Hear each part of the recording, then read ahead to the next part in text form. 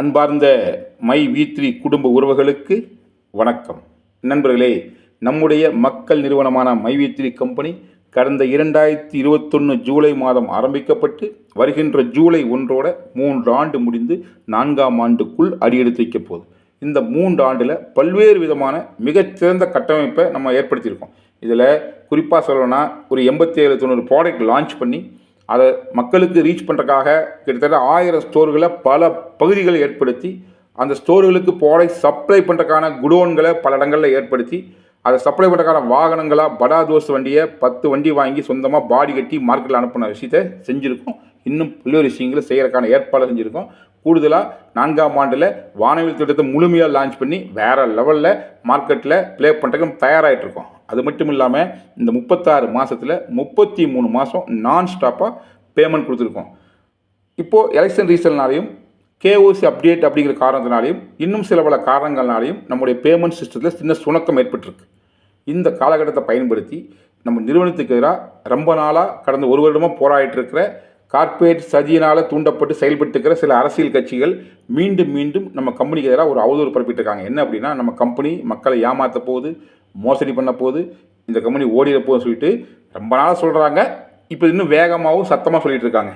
நான் உங்களுக்கு ஒன்றே ஒன்று சொல்கிறேன், நம்ம கம்பெனி எந்த சுச்சுவேஷன்லேயுமே ஓடி போகிறதுக்கு எந்த எண்ணமும் எந்த திட்டமும் எப்போதும் கிடையாது. ஏன்னா இது எனக்காக மட்டும் ஏற்படுத்தின கம்பெனி இல்லை, இது மக்களுக்கான கம்பெனி.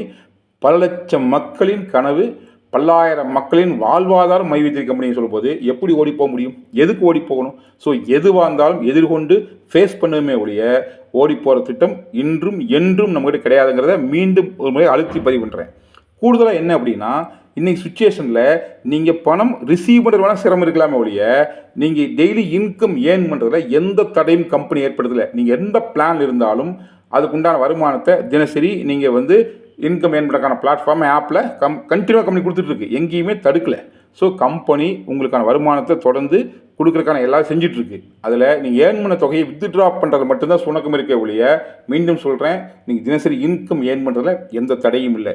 நீங்கள் எவ்வளோ இன்கம் ஏர்ன் பண்ணி வச்சாலும் அந்த தொகை நிச்சயமாக உங்களுக்கு கிடைக்கும். அதில் எந்த மாற்று கருத்தும் எந்த சந்தேகம் தேவையில்லை. 100% நிச்சயமாக நிறுவனம் அந்த பணத்தை உங்களுக்கு கொடுக்கும். அந்த பணத்தை கொடுக்கறதுல தான் தொடர்ந்து சில பல சிரமங்கள் இருக்கும்போது அதுக்கு என்ன பண்ணலாம்னு சொல்லிட்டு 1 by 1 ஏற்பாடு பண்ணி அதுக்குண்டான எல்லா முயற்சியும் கம்பெனி பண்ணிகிட்டு இருக்கு. இப்போ ஓஎம்முக்கு பேமெண்ட் போட்டாச்சு, பிஎம்முக்கும் பேமெண்ட் போட்டாச்சு. அடுத்து 1 by 1 பேமெண்ட் போடுறதுக்கு எல்லா வேலையும் தொடர்ந்து எல்லா விதமான முயற்சி செஞ்சுட்ருக்கோம். இது ஒரு சைடு நடந்துகிட்ருக்கு. இதற்கு இடையில் நம்ம கையை வச்சு நம்ம கண்ணை கொடுத்துருக்கு ஏற்பாடு பண்ணுற மாதிரி சில உறுப்பினர்களை ரெடி பண்ணி நிறுவனத்துக்கு எதிராக வழக்கு பதிவு பண்ணுறதுக்கான எல்லா வேலையும் பண்ணி நிறுவனத்தை முடக்கிறதுக்கு எல்லா முயற்சியும் பண்ணுறாங்க.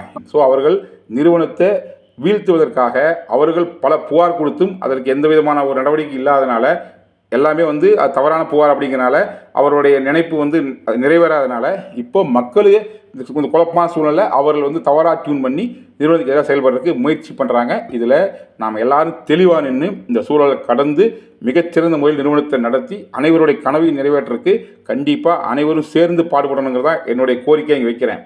நான் திரும்ப சொல்கிறேன், கம்பெனியை மிக சிறப்பாக நடக்கிறதுக்கு மட்டும்தான் எல்லா முயற்சி பண்ணுறேன் ஒழிய விட்டுட்டு போகிறதுக்கு எந்த முயற்சியும் எடுக்கவில்லை. அப்படி என்றால் இவ்வளவு நாள் இத்தனை போராட்டத்தை செஞ்சுக்க அவசியமே இல்லை. அத்தனை வழக்கல் செஞ்சுக்கிறேன், அத்தனை விஷயங்கள் தொடர்ந்து ஃபேஸ் பண்ணிட்டு இருக்கேன், அத்தனை விதமான எதிர்மறை விமர்சனங்களை தாங்கி தான் இந்த பிஸ்னஸ் பண்ணிகிட்டு இருக்கேன். இது எல்லாம் உங்களுக்கு தெரியும். இதில் நிச்சயமாக கம்பெனி என்ன சொல்லிச்சோ அது செஞ்சதற்கான எல்லா ஏற்பாடுகளை தொடர்ந்து பண்ணிகிட்டு இருக்கு. இதற்கு இடையில் சில பேர் என்ன பண்ணுறாங்கன்னா, கம்பெனி சொன்னதாக சொல்லி சில விஷயங்களை கிளப்பி விட்றாங்க.